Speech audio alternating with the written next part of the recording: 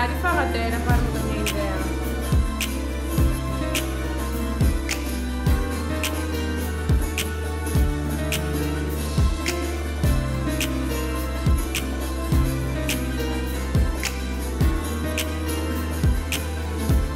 Αρκετό αέρα, καλά, εσύ δεν σε ρωτάω. Καλά, και εγώ δεν έχω φάει.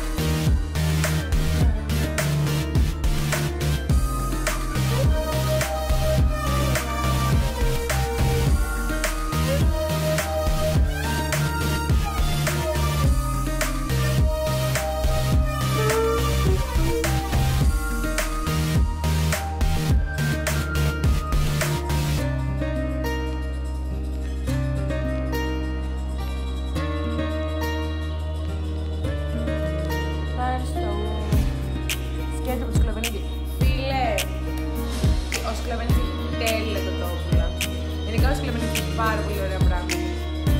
Κρέατα, ψάρια, αλλά το κοτόπουλο το έτοιμο.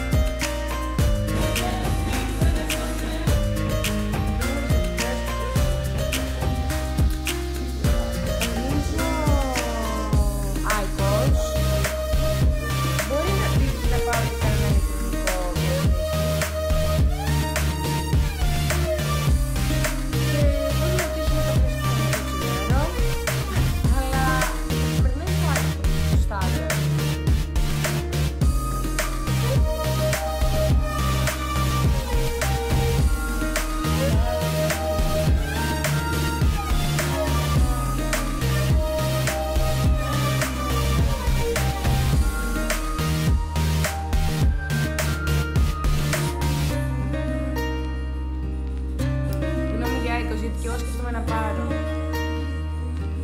Παλεύει το πόδι. Μεγάλη σημασία. Θα σου πω, κοίτα, καπνίζεις.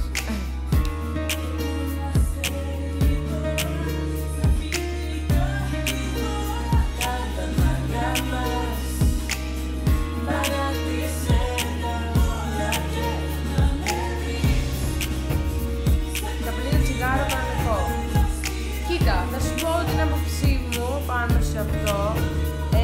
Κοίτα, εγώ γενικά δεν καπνίζω πάρα πολλά χρόνια. Να πεις ότι δεν καπνίζω πολλά χρόνια. Καπνίζω από 3 χρόνια. Ξέρω εγώ, 4.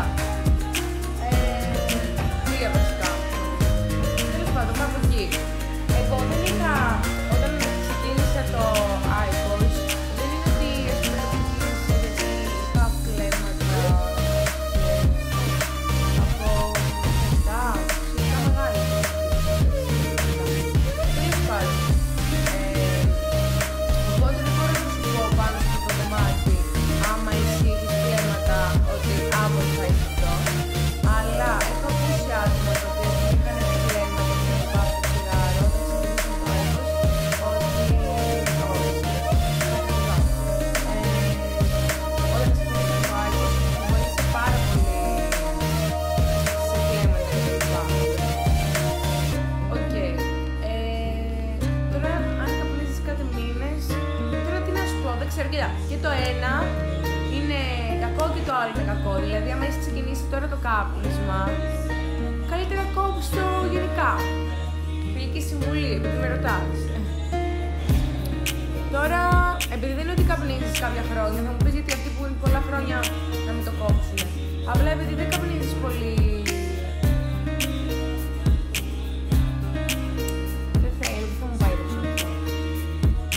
Δεδομένου ότι δεν μπορώ να το κόψω. Καλά, κοίτα. Θεωρώ ότι υπάρχει δεν θέλω, αλλά θα ήταν μια άλλη ζήτηση. Εντάξει, είναι ένα δικό σου θέμα άμα το κόψεις ή όχι. Ή όχι. Όχι εσύ. Δεν είμαι. Επειδή κάποιος ανοίγει κάποιες ώρες live και